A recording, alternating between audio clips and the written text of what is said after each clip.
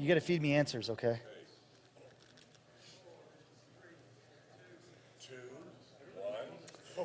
Hey, everybody. I got one hey there. Cool.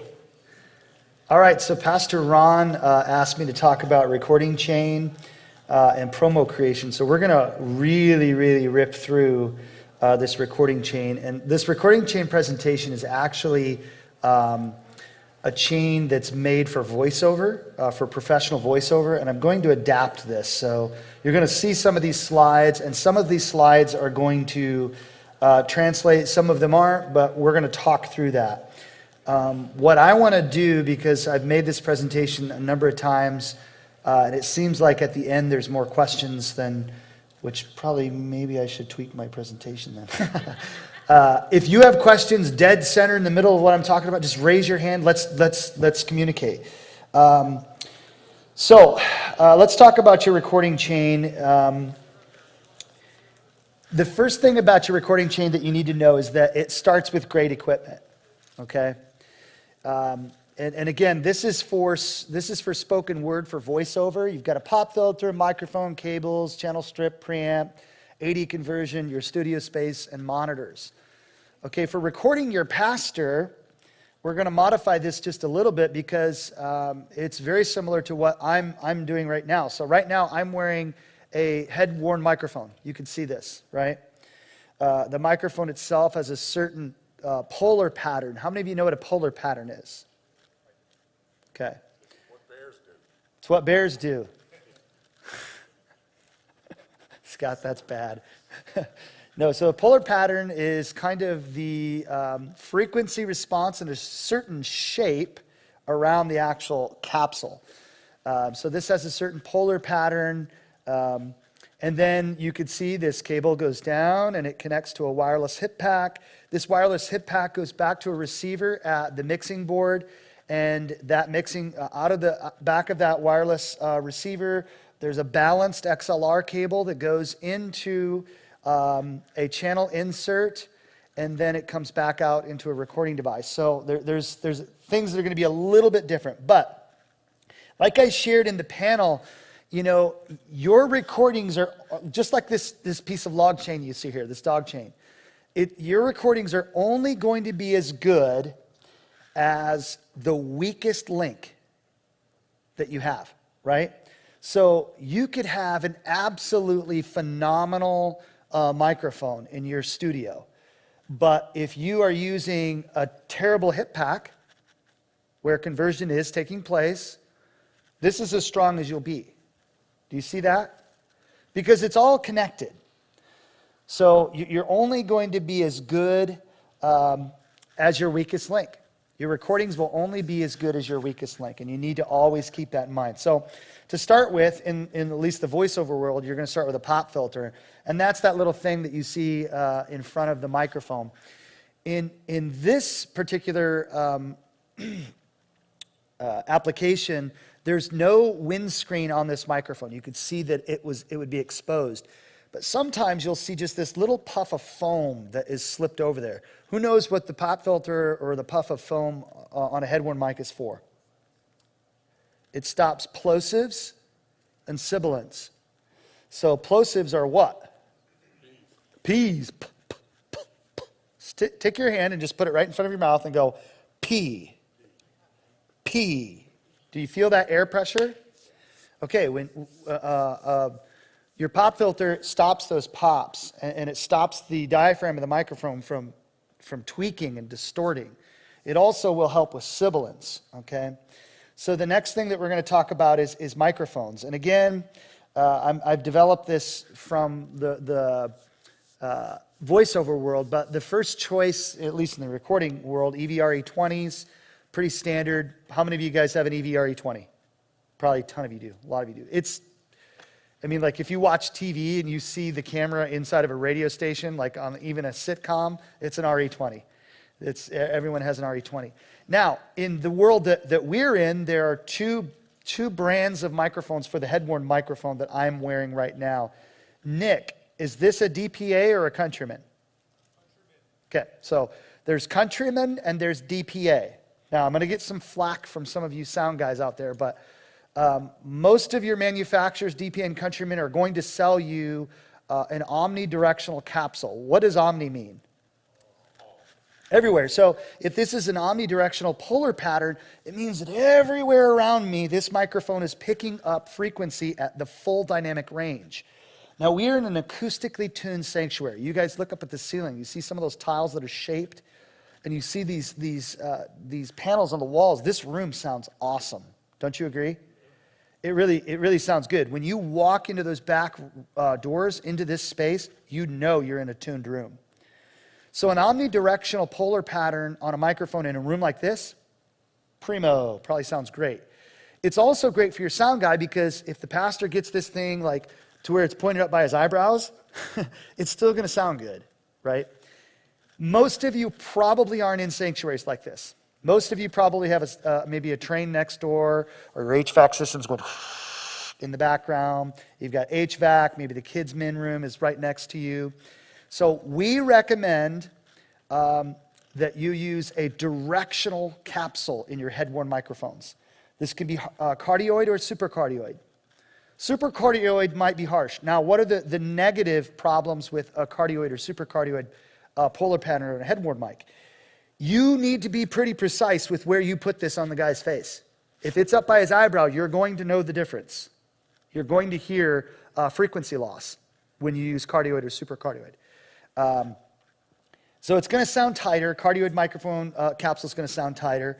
The other microphone, again, this is spoken word, Shure SM7B, very, very industry standard. The next one that we would recommend if you're doing voiceover, let's see if I can get it to go. Let's try it again.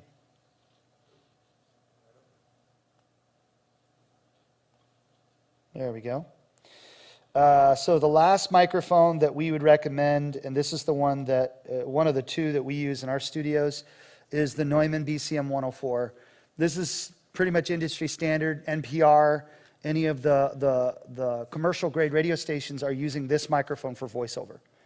Most NPR stations use this particular microphone. Another one is the Mojave MA200 or the MA300, same price range, great microphone. The Neumann BCM 104 is specifically made for broadcast. Secondly, let's talk about cables. Okay, so your cabling is the next part of your chain. Does not want to go. I'm just going to advance it this way. So your cabling, we recommend you buy the best cables that you possibly can, okay? Monster cables are very, very high quality cables. The ones that we actually prefer, made by a company called Mogami. Mogami is a Japanese cable company, very, very good. There is an issue with impedance loss with low-grade cables. There is. This is why, how many guitar players do we have? You got a pedal board, John? Okay, so you know that if you have 20 pedals on your board and you've got 6-inch jumpers between each of those pedals and you are on a high Z connection, an unbalanced connection, you're going to have high impedance loss. You're going to have, it's going to sound like a wet blanket on your guitar. So you put a buffer somewhere in your signal path. So we recommend using the very best quality cables that you possibly can afford. Okay, will the Proco cables, Sweetwater brand cables work? Sure they will. Sure they will. But again, these are just options for you to think about upgrading.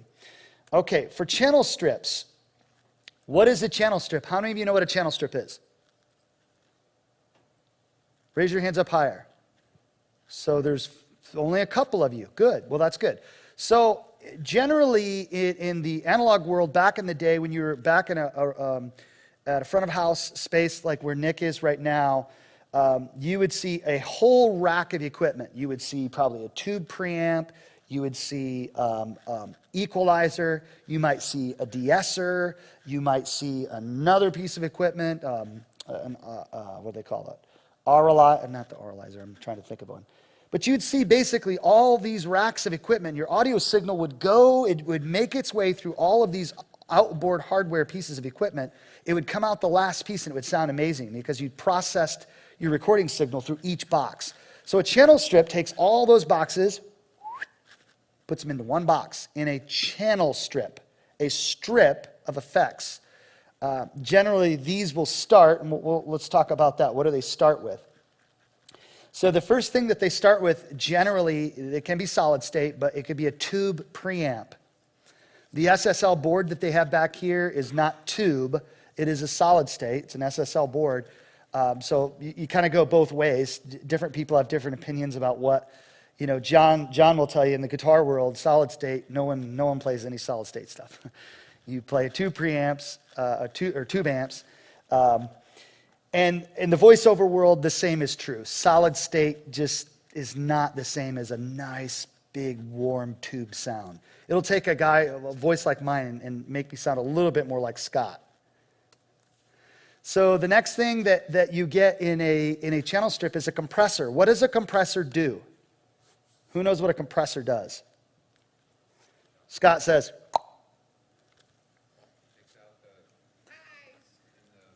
Yes. So a compressor is an automated volume knob. That's all it is. That works very, very fast. Faster than you could at front of house, like with a fader, right? So it'll take low dynamic range and it will amplify. Take high dynamic range and crunch it down, okay? That's what your compressor will do.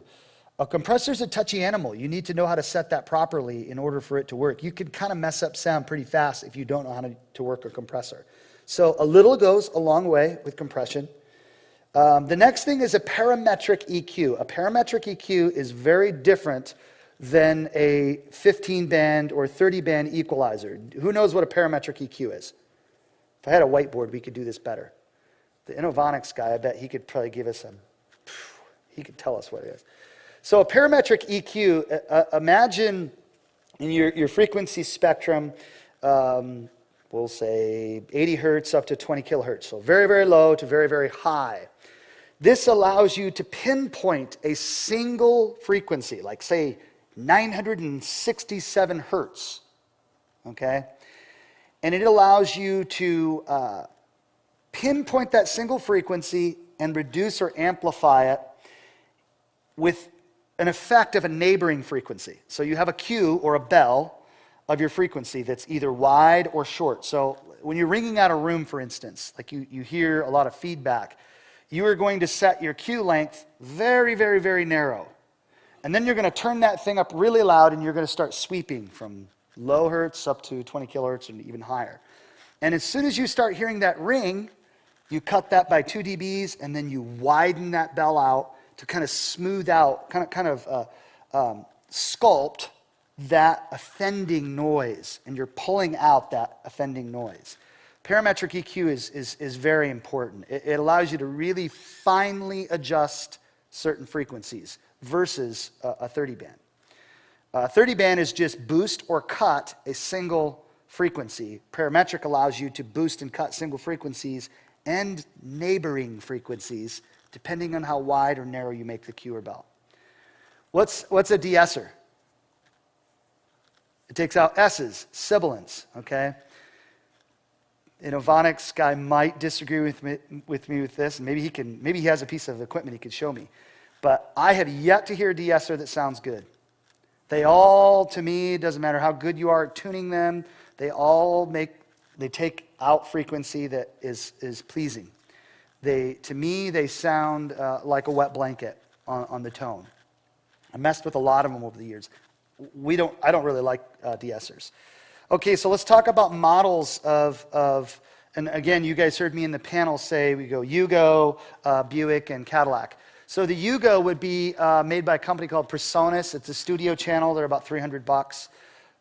It's a single rack unit, and it has most of these processes in them. And remember, even for recording your pastor, this equipment will be very useful. The SSL has it built in, like the mixing board in this particular facility. It has what I'm talking about built into the mixing board. How many of you guys using digital boards back home in your sanctuaries?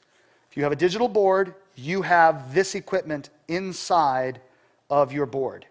Is it as good as an outboard channel strip? No. Not unless you buy an SSL or an SQ7 or some really, really nice board. But it's better than not having it at all, and it's certainly better than having a ginormous rack of outboard gear, okay? So that's the Yugo. Most of you in radio, if you've been around radio for any length of time, you've seen the Symmetrix 528E, right? How many of you have one of those in your rooms? Only one, wow. Usually everyone has these. Another one, Jim Stowe, is he in here? The Aphex 230 is another model. It's a phenomenal channel strip. They don't make it anymore, but if you could find this thing on eBay, it's a really, really good buy. It is a tube. Symmetrix, by the way, is a solid state. That's a solid state unit. Okay, yes, Aphex channel. The Cadillac is the Avalon 737 SP. This is the best. This has vacuum tubes, very, very, very good compression. This is a 2-rack unit. It weighs about as much as a boat anchor. Very, very heavy-duty piece of equipment. Most of the pop records that you would listen to on the radio, whether secular or Christian, the vocal part of those records have gone through an Avalon. Avalon's kind of industry standard for recording vocals. Phenomenal for voiceover. Phenomenal for voiceover. I do have clients, churches, Calvary chapels that I work for, that they have Avalons dedicated to their pastor's channel. Just as an insert, a line insert on their boards. Because they want that kind of sound. Let's talk about AD conversion. Now, your AD conversion, this only applies to you if you are recording to a computer, okay? If you're using the Zoom H4n or you're using a CD recorder, you can take a nap now. If you want to record music or you want to record using a computer, you have to figure this particular element out, okay? Do not use the headphone jack. Let's try that again. Ready? Do not use the headphone jack. One more time. Do not use the headphone jack on your computer. The sound card that comes with your computer is a consumer-grade sound card. It's not meant to record audio. All it's meant is for you to listen to iTunes if you happen to want to reach around on the tower of your computer and plug your headphones in, or if you have a plug on the front. It is not meant to record music, okay? And it's definitely not meant to record spoken word. So let's talk about different models for AD conversion. So the Presonus audio box, I think I saw one of these out here. I think Kevin has one set up out there. This would be the Yugo. It does what it needs to do. It's about a $100 box. M-Box is another one that's made by Avid. The next one would be like an Apogee Duet. You know, this is a kind of a slick little device. Anything made by Apogee, and if you're coming from the music world, it does color the sound. Apogees are brighter. Any studios that are running Pro Tools like HD consoles, $100,000 consoles, they will tell you that the Apogee boards are colored. They do have a distinct sound. Sweetwater sound, for instance. They are a Pro Tools recording studio, and in all of their control rooms, they have HD boards. But what they won't tell you is they don't always use those, because they don't. The Avid converters are very, very specific in the way they sound. The one that I recommend is the Universal Audio Apollo Twin. Unbelievable conversion. And I want to say, too, these are outboard converters. You know, Bill mentioned sound cards. In the PC world, you can buy these PCI cards. If you're going to buy a PCI card, the company that I would recommend if you're going that route, if you want to go in the box, go with Lynx Digital, Lynx, Lynx Digital. Very, very, very good conversion. But in this day and age, you really just don't need to put a PCI card in your computer. As long as your computer has Thunderbolt or it has USB 2.0 or 3.0, you buy an outboard box and you just plug it in. It's great. So those will be how you take your analog signal like this and you convert it to digital. Let's talk about studio space. And this room here is another one of those spaces where we get a good idea of sound. So this is a picture from the last recording studio that I built. This was a custom-built room on my property, and that big thing there, we call that the Cedar Stealth Bomber. That's a decoupler. It decouples the sound waves from the floor to the ceiling. You can see in this picture, you see how the wood is gapped? In between those gaps, the walls are actually packed full of acoustic treatment. So the entire structure that we built was acoustically tuned within the walls. I didn't have any panels on the walls. I had worked in foamed-lined studios, you know, those egg crate-looking rooms. Maybe some of you live in those. I would always feel like a troll in there. There's no creativity. It's like this dark, awful space. And so when I decided that I was going to build a space, I wanted it to be beautiful, but it had to be functional. The aesthetic needed to be a certain way, but I wanted it to sound good. And this is all acoustic denim insulation from Menards or Home Depot. Or Roxol. Roxol's another product. How many of you guys use Roxol? The only reason I don't like Roxol is because it's fiberglass. And for a really good noise reduction coefficient, you need to actually have a porous covering over your acoustic treatment in order for it to be effective. As soon as you find that your breath doesn't pass through the covering that goes over that fiberglass, if your breath doesn't freely pass through the fabric covering, you've created a reflector. You have not created an absorber or a diffuser in the acoustic world. So that's why I like acoustic denim, because it doesn't let fiberglass out into the room. You can get rolls of these at the big home centers. But this all makes a difference in terms of sound. Like I said, when we came into this room, we were like, when I walked into this room and I could hear my own voice, I was like, whoa, this is a tuned room. This space really sounds really good. How many of you guys have had worship in a gym before? Right?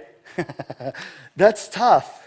You got the wood floor, you got cinder block walls. It's really difficult. The place that you record really does make a difference.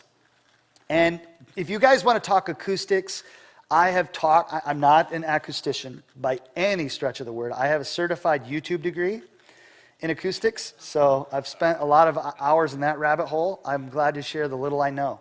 I'm happy to help you. There are two keys to treating studio space that are your two things that if you do these two things first, you'll be fine. Deal with your hard parallel surfaces. Deal with your reflections. Hard parallel surfaces. Put something there. Secondly, suck out some of the bass. You need bass traps.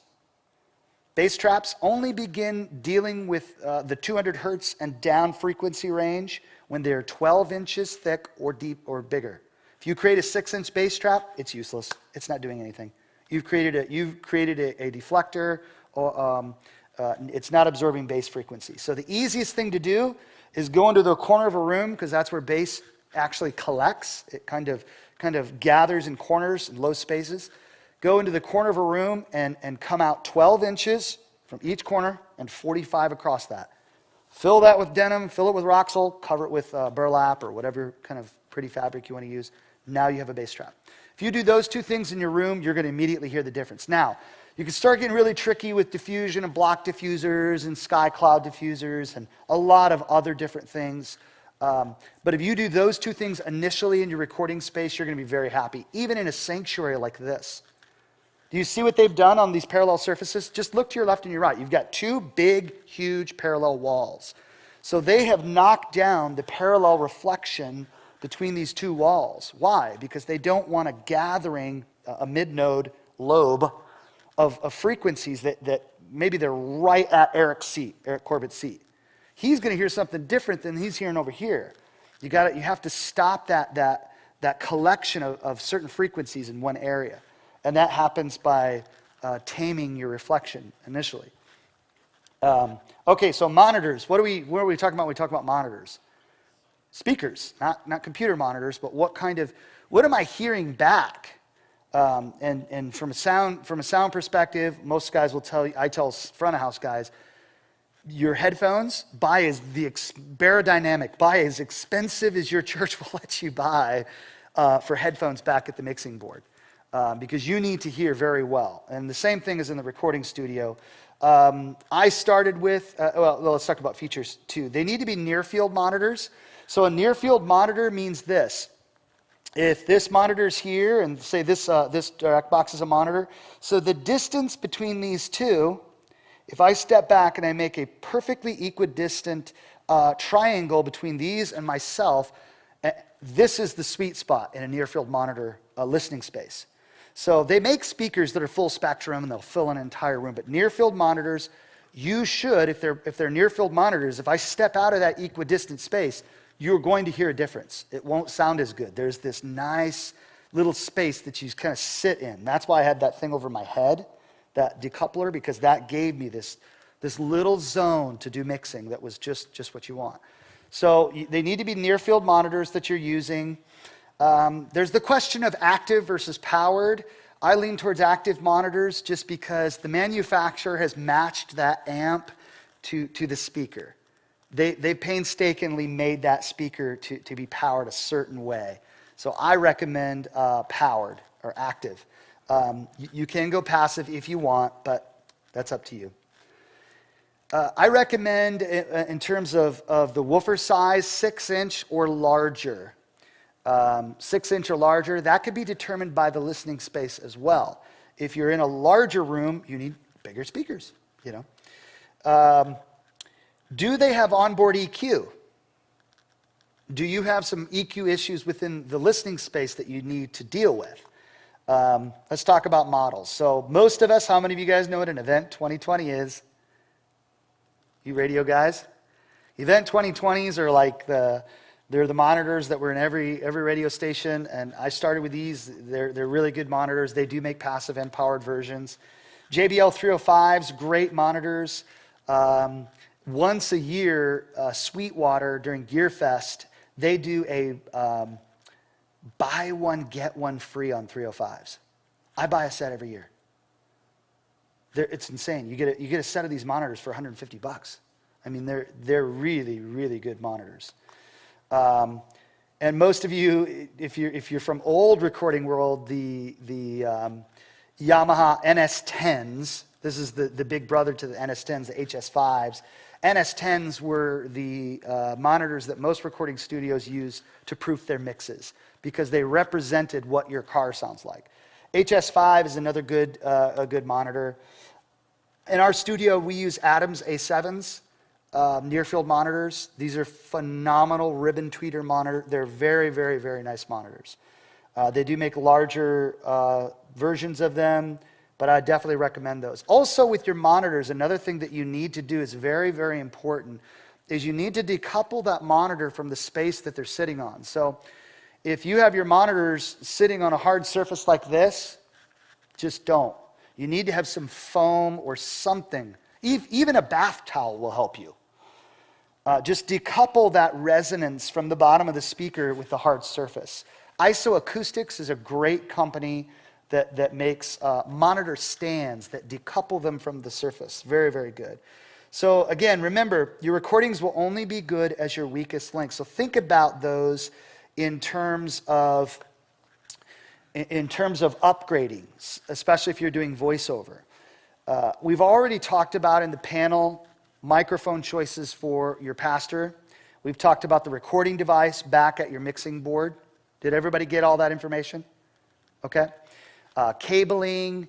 I recommend Shure wireless if you're going wireless. I don't recommend podium mics generally because these are very omnidirectional. Your podium mics are. In a room like this, they're going to sound killer. They're going to sound great. But this is not a normal space, at least in my experience. So let's pivot right now. Well, I want to stop right now and just ask, do we have any questions about that particularly, or even something I didn't necessarily address about recording spoken word?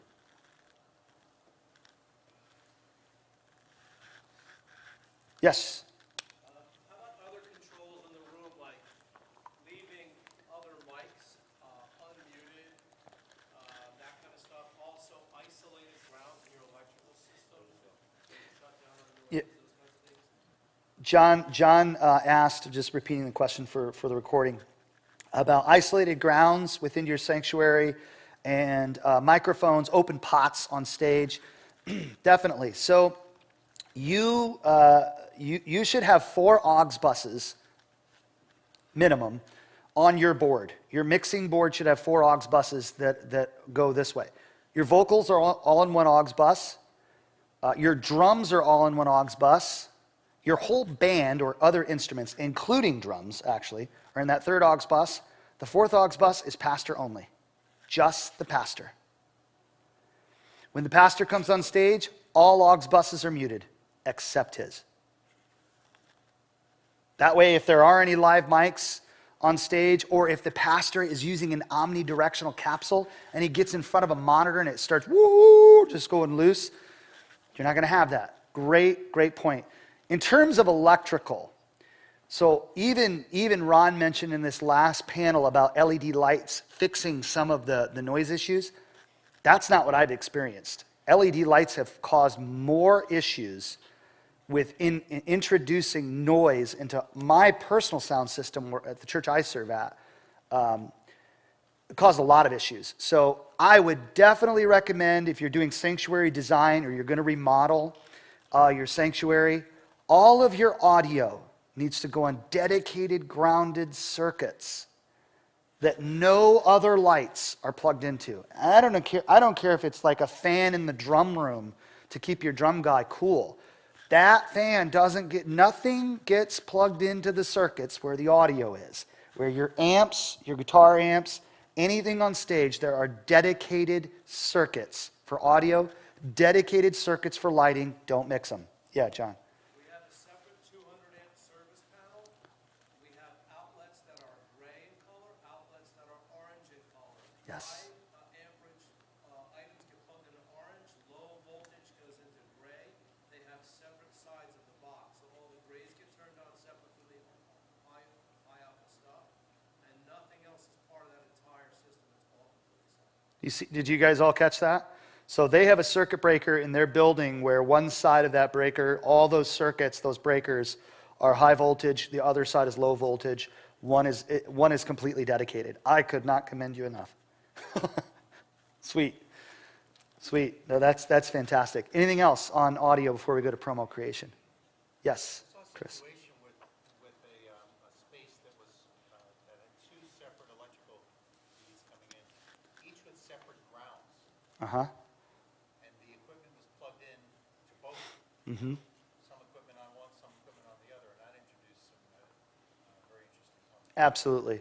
So yeah, you just want to keep that stuff separate. Yes, separate ground, separate breaker. Yep. Anything else?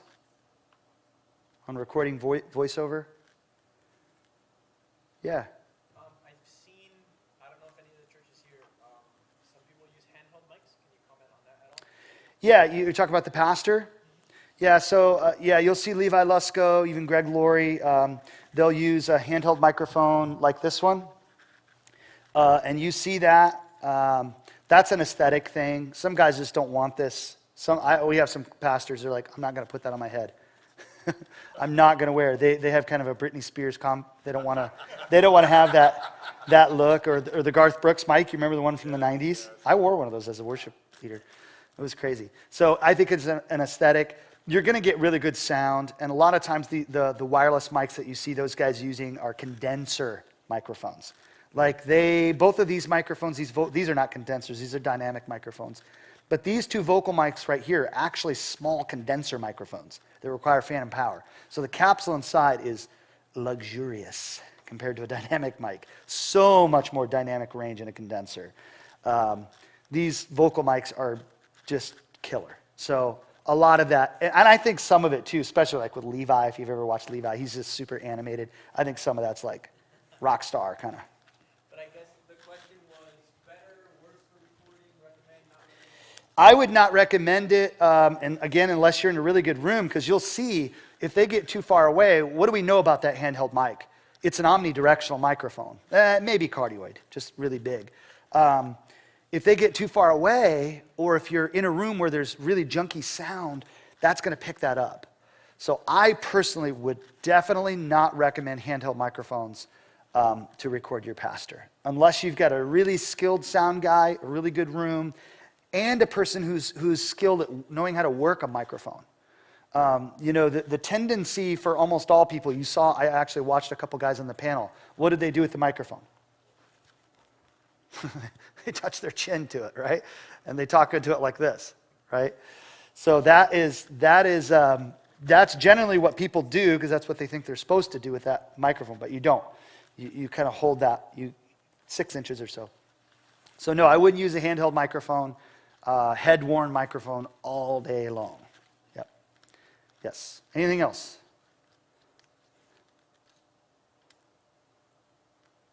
I think this is kind of like standard, but always just go back and play it and make sure to look at your levels after you're done. Yeah, okay, let's talk about gain staging. That's a really, really good thing. Okay, this is very important. I'm so glad you brought that up. When you're recording, how many of you done any recording in like a studio environment? Like recording studio. So the name of the game in the audio world when you're doing analog recording is unity gain, right? You want to see that light pipe kissing 0. That's what you want. In the digital world, that doesn't matter. You could be neg 18 and it still is really, really good sound. You're not having to drive things as hard as you would in the analog world. So what we tell our clients is this, and it's just what Bill was saying on this panel. Imagine you record your pastor in 64 kilobit MP3, right? Then you convert that to a .wav file. Is that .wav? No. No. It's 64K that you're calling .wav, but it's not. It's 64K.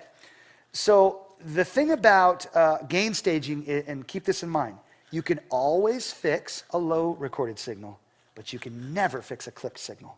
Once you clip the signal, once you go over unity gain, where that light pipe on your device is clipping into the yellow and then red, depending on what your colors look like, it's done. I have some tools in the studio that I can do clip restoration. Even the best tools out there, you're still going to hear it. And you guys know what a clipped recording sounds like, right? Clipped recording is just distortion. What's happening is that the sound pressure levels are so high that it sounds like the diaphragm inside that microphone is going, it's just tweaking against that pressure. So, at the highest dynamic transient, at the highest dynamic level of recording, the light pipes on your recording device should just touch -6 decibels. Do not go over it. That means normally when your pastor's talking like this, the light pipe is going to be -12, -15. And if he gets a little more animated, it only gets up to -6. Never goes to -3, never goes to unity. Guys like Matt, guys like me, we can take that -15, we can fix that, okay?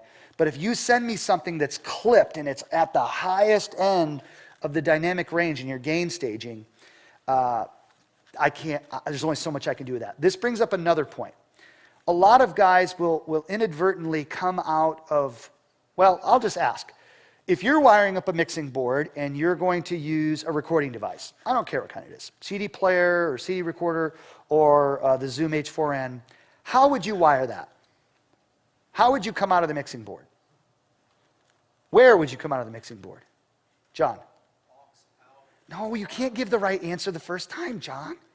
I need the wrong answer first. The main outs. Thank you, Joey. Yeah, a lot of guys will come out of the main outs, okay? So let's pretend that the sound guy, hears, he sees an elderly woman in the way back, and she's straining to hear. What does he do as a sound guy? He grabs that fader and turns it up so that woman can hear the Bible teaching. Well, if you're coming out of a main out, you've just changed the gain staging that's going to your recording device, and you might be clipping and you don't even know it, because all you're listening to is the speakers in the front of house. You must come out of an aux bus on your mixing board so you have separate gain staging. That way, if you make fader changes and you mix the room, you're doing what you're doing as your job is front of house, you can mix it, and your aux bus level never changes. It always gives me the dynamic range that I want, which is -6 dBs. I'm so glad you brought that up. On the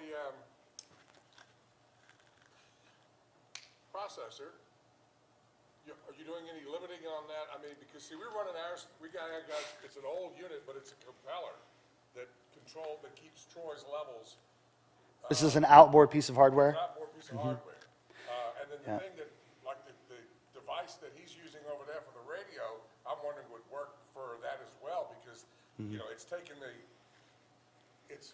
that may not be what you want, because it's, giving you a consistent dynamic range, but, you're, If you're using outboard processing or you're using a channel strip like on an SSL board like that, make sure that it's set by someone who knows how to do it. yeah, but I mean. That's it. Because we've got a thing that keeps, so that way, we don't get those Mm-hmm. spikes, we keep it, it's, Knocks the tops off. yeah. It's Sure. keeping it, Yeah. so the idea is to get the fattest signal you can without Yes. going over, but Yes. we've also got a tool that helps us. But you may be doing that for live sound. For recording, it's different. So recording, you don't necessarily want that. You will eventually, but that happens in post. So that happens in post-production. That shouldn't be what you print. Because if you print that at the highest dynamic range, that's all you got. You can't work with it. I can't do anything else with that. Once it's hammered like that, it's done. So we generally will ask the churches, unless they have a really, really qualified sound tech, send me a dry signal. Flat EQ on that aux bus even. Just let me create a custom channel strip just for your pastor. I will run it through and post in the studio. We will make something that makes you sound like $1 million. Anything else? Let's talk about promo creation. Okay, so how many of you guys are in a commercial market? Anybody? Jim Stewart's not here. You're in a commercial? I've been in a commercial market. Do you have a commercial station now? So you're all non-coms. Everybody's non-coms. Okay. So Bill Lupkeman's probably one of the better people to talk to about language, like what you can. What I do know, I'm not an attorney. I don't know all the laws, but you can't do qualitative and quantitative kind of statements. I think that Rob touched on something really important, a principle for promo creation that you need to put down, and it's the philo, first in, last out, right? So there's a couple of things when you're creating a promo that when we create promos, we start asking ourselves these questions. What is the event? What's my call to action, or how does the end user respond to what I'm telling them? And when? What is it? How do they respond? And when is it? And I generally will bookend first in, last out, the event, right? And contact information. Your contact information is a crucial part of promo creation, right? How does the end user participate? And the really important part of call to action is reducing the amount of steps it takes for the end user to fulfill the call to action, right? So, for instance, if you have a promo that you're running, let's say it's for a bake sale or whatever, and you say on that promo, go to calvarychapel.com, click on events, then click on children's ministry, then click on children's ministry bake sale, right? You buried that thing so deep. The call to action is way too, your radio listeners, they don't even know what you're saying now. I mean, they have no idea. You lost them way a long time ago. So try to make your call to action within that promo. Let them do what you're asking them to do as quickly as possible. So most of us, if we can, where are we going to search for information first? On the web, right? So if it's a call to action, for instance, for our clients that we're doing promotional work for, their call to action needs to be on the homepage. It can't be buried. There's no other link besides the link of the website. And then right front and center, that thing that we're asking them to participate in, whether it's purchase this resource or donate or come to this event, that is the thing that they see, okay? The second way that we communicate when we're talking about promos, it would be what? Calling, right? So phone numbers are really, really good. If you're going to use a phone number in a promo, you need to say it twice. At least. Well said, Scott. At least 2 times. But I kind of like what Rob was saying. He keeps his promos here on the bridge 18 to 20 seconds. It's really hard to get the 3 components that I just mentioned, which is the what, when, and how, in a promo in 18 to 20 seconds. That's tough. I discourage phone numbers. Yeah. Unless you can repeat them, it's lost on the listener. Absolutely. Or unless it's easy to remember, like 1-800-JOSH Brown. Yes. You know. And try to do that. If you don't have an 800 number, try to get one. I think there's what's that? Is it Leapfrog? I'm trying to think of that voicemail company. There's a lot of options that you can get phone numbers that are really easy to remember. Yeah, I drive them to the website. Yeah, Grasshopper. Why did I say Leapfrog? Grasshopper, that's it. But yeah, website's going to be your better call to action, definitely. Now, let's talk about some of the nuanced things about promo creation. How important do you think it is that the music matches the event? Have you ever seen one of those examples? I've been in marketing kind of training where they'll play like, I haven't seen any of these movies because they just terrify me. You know, it was many years ago, The Ring. This is a horror movie. Like they show like a child crawling like an ant. It scares me to death. I just can't even watch that stuff.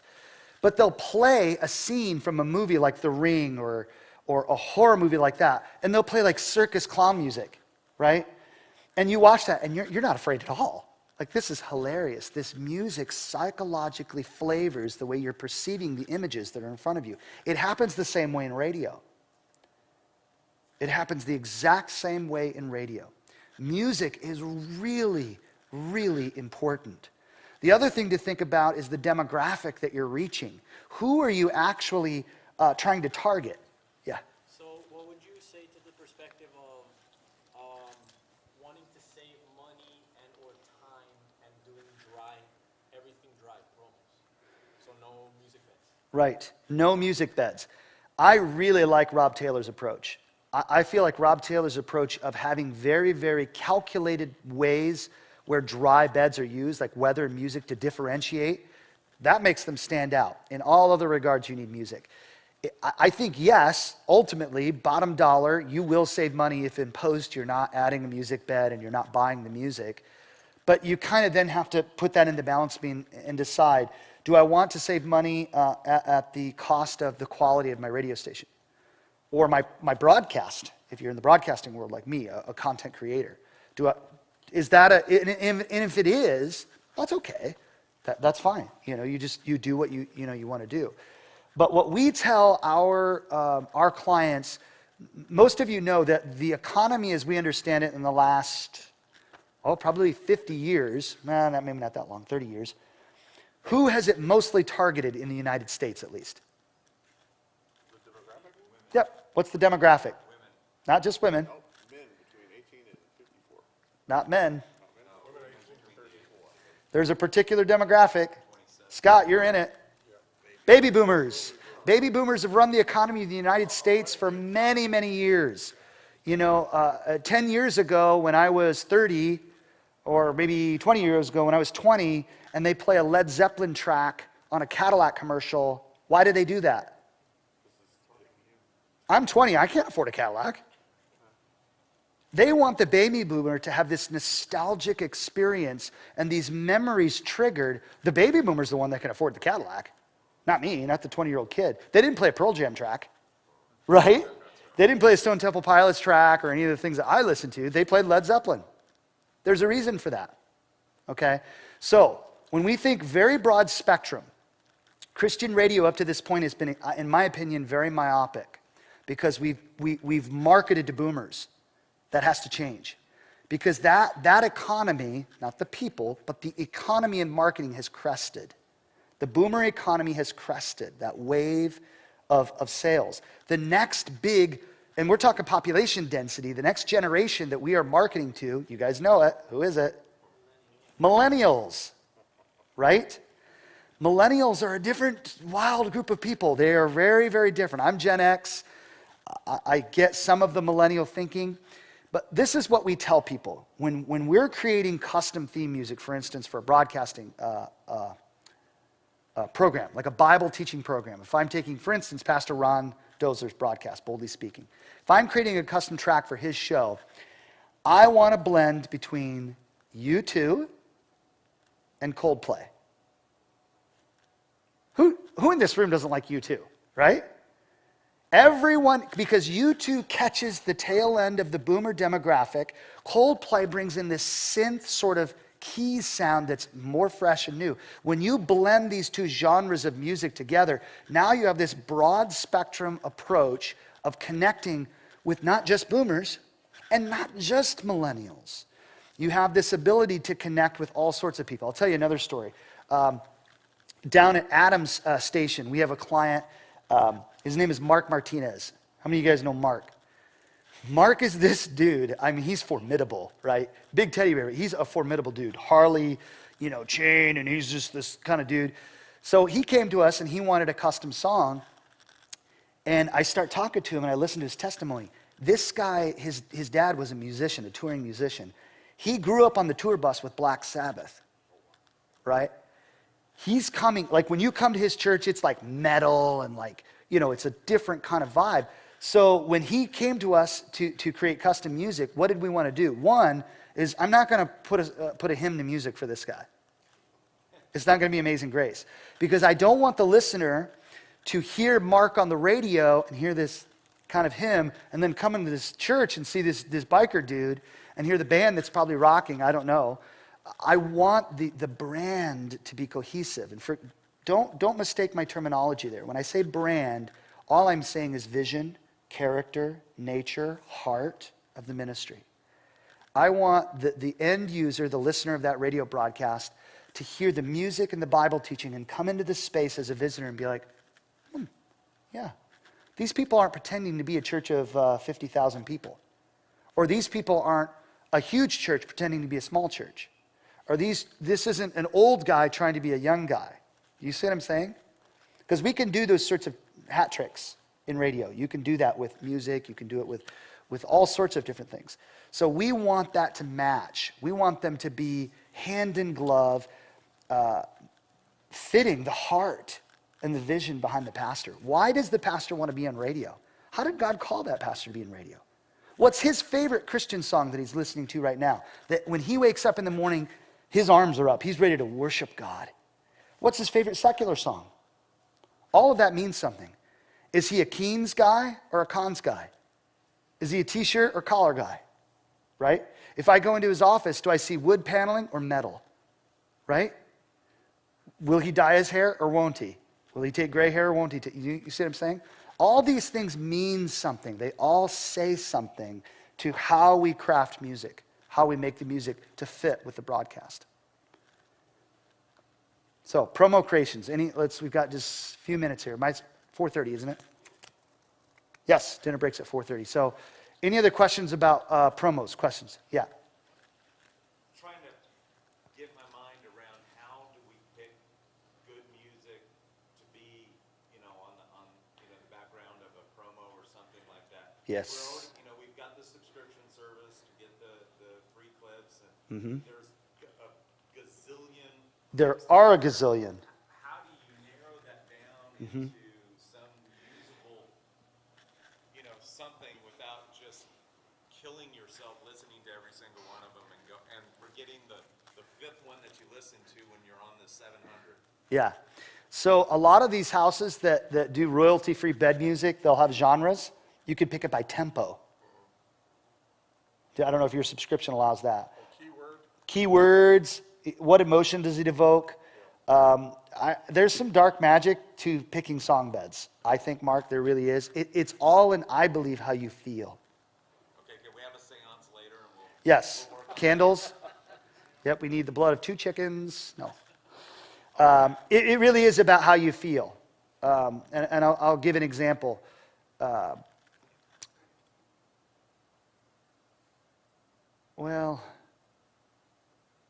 Just think about what kind of music would be appropriate at a funeral, right? Or even discussion, like emotional intelligence question. What kind of things do you say? How do you behave, right? Do you come in laughy, clappy, and just like high-fiving people at a funeral? Even if the person was a Christian, they went home to be with Jesus. You don't act that way, right? So I think that a lot of it comes to thinking about what's actually happening. Like, what are you calling people to do? And matching music. I know for me, a lot of times music, if you have maybe 20 different beds that are very, very similar. Then I start thinking about the voice that I'm using. Which of my voiceover talents? So we have men and women on our voiceover team, and we have 2 camps, okay? We have what I would call the not great voices like myself that are, we probably excel at being genuine and sincere, but we don't sound like Scott. Scott, we called it, he's one of our Cracker Barrel voices. Do you know what I mean by that? He's America, man. He is like, when you think about radio, and you think of Scott's voice, I mean, it's like this is exactly what professional radio sounds like. And it's perfect for probably most of the spots that you use in radio. But I'm not going to use that voice on every single spot. Sometimes I want a young voice that maybe doesn't have this timbre like he has, but there's some emotion, or there's some felt things coming through in that reading. I have a whole other hour-long presentation where we talk about voice tracking, where we literally get kind of into the brain and heart of a voiceover talent. How do you deliver a script?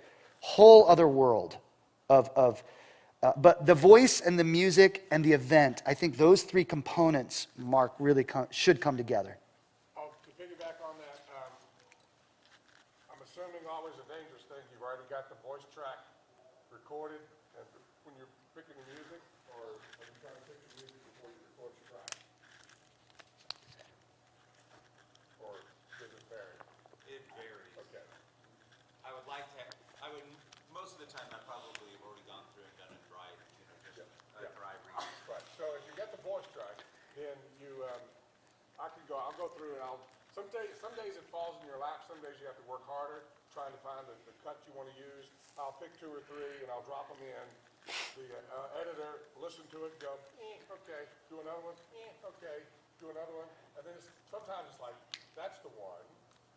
Or sometimes then it's either you go back or you look some more. But it's all of those things. If it's an underwriting spot, it's the client. What you're selling. If it's a female voice, it's going to be different than a male voice. Yep. As to what for the things to come together. But it really is kind of trial and error. I've been doing this a long time, and some days it just falls in your lap, and some days it's like, I can't find what I'm looking for, and it's just harder. But you just learn by doing keywords. If your service allows you to search by keywords, Yep. Patriotic, motivating, inspirational. Mark, who do you guys use? Medium tempo. Whatever Adam tells me. Who's your service? We use Audio Jungle. Okay. Another really good one is called GMP Music. Gene Michaels Productions, GMP Music. They have a vast, vast library. I've used them for years. Pond5.com, wonderful. Josh, any Tell. studies or your thoughts on, because we're so male-dominated, our voices, on having female voices? Tom, so I want to encourage everybody in this room. How many of you know who Chuck Finney is? Okay, so Chuck Finney is probably one of the leading consultants and researchers in Christian radio, probably behind Barna, but Barna does a bunch of other kinds of things. FinneyResearch.com, I really would encourage you to check this out. He provided a case study. Have you read it? No, I haven't, but I haven't. Unbelievable case study, guys. Unbelievable case study. Thousands and thousands of listeners. The predominant listener to Christian radio is? It's moms. What are 2 topics? Finney proved this. You need to download this PDF. It's at his website, Finney Research.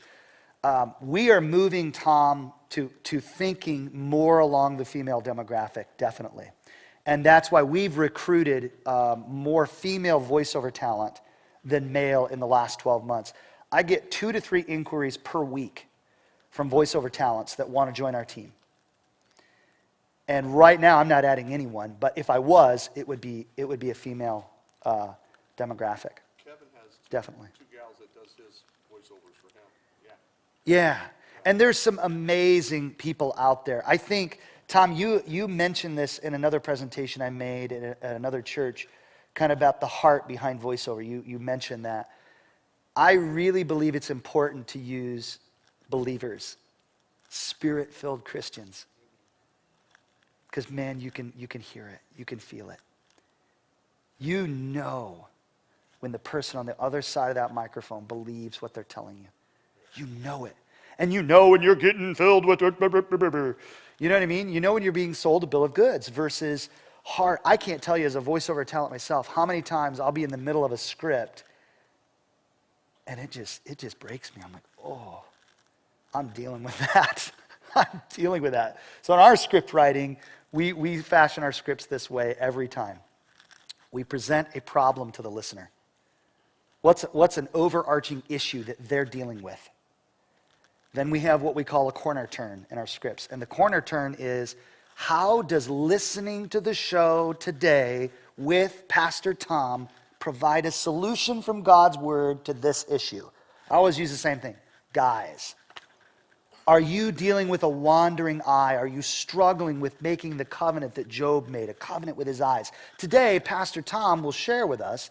So now we've identified this issue with them of a struggle that they're having that we know is real. We all have it, guys, right? And today, from God's word, through the pastor, we don't want to over-deify a pastor. We want to exalt the word of God. But the gifting of the teaching through the word of God is going to provide a solution to that issue. All of our scripts are shaped that way. And when I'm voicing and I sense that and I feel it in the script, it's like, oh, I'll take a few minutes and get a coffee and come back. Yes, Tom. That's a really great point, even for doing promotion. Talk to people. Because, all of us as teachers, we know how effective it is to ask questions in a message. And create, by asking questions, to create a need. Yes. It doesn't create so much pressure on us writing spots to make the emphasis them. Yes. Because you're making the value in creating the need up front. Yes. I think of a dialectic tension, right? So we've got the need over here and the solution over here, and we need to keep that tension between the two of them. The identification with the listener is the proposed struggle. Because isn't that why people are... Chuck Finney, when you read his paper, the number one reason people are listening to Christian radio, do you want to know it? I'm going to give you a teaser here. They want to grow. They want to spiritually grow. That's why they're listening to radio. So they're already coming from a place of deficiency. I would hope, this would be so cool. Let's all vote for this. We need to talk to Ron after this conference. Chuck Finney needs to come to this conference next year and present his data. Real quickly, just to blow your mind. There are two things that will keep your listeners tuned into your radio station. Two topics. You want to hear what it is? You think it's abortion? You think it's homosexuality? They'll turn you off if you talk about that. Even if they're Christian listeners. Crazy stuff. They want to know about persecution of the saints. They want to hear you talking about global thoughts on believers being beheaded by ISIS. That kind of persecution. Two, front and center, they want to know about the sex trade. These are the two issues. He presented an XY axis, a quadrant, right? So bottom left is they turn you off and they're not turning you back on. Top right is they turn you on and they stay listening. Those were the only two things in the top right quadrant in Chuck's research. Sex trade and persecution. Another real big issue, big thing that they want to hear on the radio, and nobody's doing it. I'm thankful a lot of the programs we produce are doing it. Prayer. They want to hear you praying. They want to hear you praying for them. What would happen if you had our staff, particularly with a certain broadcast that we produce, if we discern in the middle of the message that the call to action to the listener is this is an altar call. This is someone needs to get saved. I have a special close for that day's show where the pastor is literally doing an altar call. You're listening right now. And God is stirring you in this message, and it's time for you to confess and repent. It's time for you to come to Jesus right now. And we're getting people are getting saved through radio with this methodology. You have to have discernment to know when that, you can't just drop that in everything because it gets old. Yeah. I really appreciate that you said that they want to hear us pray, They do. not hearing us talking about. Yes, Chris. And I want to be clear, I didn't say that.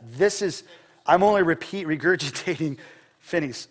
Yeah, Chuck Finney, I spent just a little bit of time, Joey was there, in this suite up at NRB. There was just a handful of us. I felt so out of place. It was cool though. And he just kind of shared these things with us. But his single presentation that year was worth every penny. Well, maybe not every penny. Some of the pennies I paid to be at NRB. Anybody else? We're running into dinner. Yeah, Mark. Oh, I was just going to say thank you for that confirmation, because we do a couple of things. I do a couple of things on my morning show. I open it up with prayer, getting into it. But we got a Voice of the Martyrs calendar. Just came in the mail. Yeah. And Adam was like, hey, why don't you just kind of read this and then do a little prayer or something? Super Like, cool. Yeah, you know what? I'll do that in between a program. And, it changes every day. It's always something. It's a different country every day. Yeah, a different country. And it gives you one sentence. High five. And you read it, you read it, and then you pray about it. And it is one of the things that I've gotten more comments whenever somebody comes up, oh man, I love it when I hear you talking about that. And then I only interrupted for really important stuff. We prayed for, the North Carolina, South Carolina Yes. floods Yes. and Florida, and just say, hey, this is our normal time when we do the Voice of the Martyrs. But today we need to pray for them, because you know what, we're down in Houston, so it's like You we know. were here last year. You've been there. These Yep. people's lives are just getting ready to start a year to an 18-month, journey. Yes. And we need to pray them through that, and then kind of go into that. So Yeah. that was cool to hear you say. Yeah, Tom. It's just brainstorming, but, think about it, 7:30, running a 1-minute prayer. Love And it. pray for the person's day. Lord, we're all going to start our day today. Help us, because you know how prayer connects with people. Oh, man. And if unbelievers are listening, man, the Holy Spirit could use that, and it could teach them how to pray. You know what I mean? At home, in the families, that really has a lot of potential. Do you guys sense God's presence even now? Do you sense that? God kind of stirring us even now with that idea? Love it. And just one more thing along that same lines is, and hopefully I'm not the only one that recognizes this, but every once in a while, you'll get 4 or 5 teachers in a 2 or 3 hour block, and they're all out of the same book. Oh, yeah. Dude, our staff. And I'll get on, I'll Yep. get on there and I'll go, look, I know you guys think that this is some major setup, but the Lord is really wanting us to be in the Psalms right now. Amen. Because there's 4 teachers, throughout Yes. the day that are going to be talking to you about the Yep. Psalms. And somebody out there needs to be hearing about it, and making it personal back to them. Our editors and our producers at his productions, they're constantly, I'll contact one of them and be like, man, the Lord's teaching me about eschatology because I'm just doing Revelation message after Revelation message. I am officially post-trip. No, I'm just kidding. No, Joey. A couple things. So, Voice of the Martyrs was mentioned. The calendar, they have a minute spot that they release one every weekday, right? Yeah. Okay, so what if you played the Voice of the Martyr spot and then you dovetail that with prayer right after? So they hear the problem, the issue, and then the staff prays for it, the radio staff, the talent that's on. A minute spot every weekday, and then a weekly program. And then, Ambassador also does Pray for Israel. Is it Ambassador? Oh, yeah, yeah. Westar. I don't remember, but it's a minute prayer every day for Israel, and it's listeners that call into a voicemail, Oh, and they record their prayers. Oh, that'd be and then cool. They rebroadcast them. Yeah. They have that Pray for Israel. And then the last thing is, sorry if it's not in line with No. the presentation, but as often or as regularly as you can, pray with your team every morning before you start the workday. Oh, I love it. With your staff, Yeah. with your volunteers. Because I know Yeah. at least for me, and it's got to be for most of us here, once you press the gas on the workday, the radio, there's no break. Yeah. So if you can pray before you start, the Lord just shows up. So. Yeah. We're about 9 minutes over. Any other questions? We got a really healthy lunch break or dinner break, so if If there's more questions, I think we can take them. If you want to get up and go, you got a reservation somewhere, go ahead, no problem. And if there's no other questions, we'll just go. Anything else? Any other thoughts on promos? Cool. God bless you guys.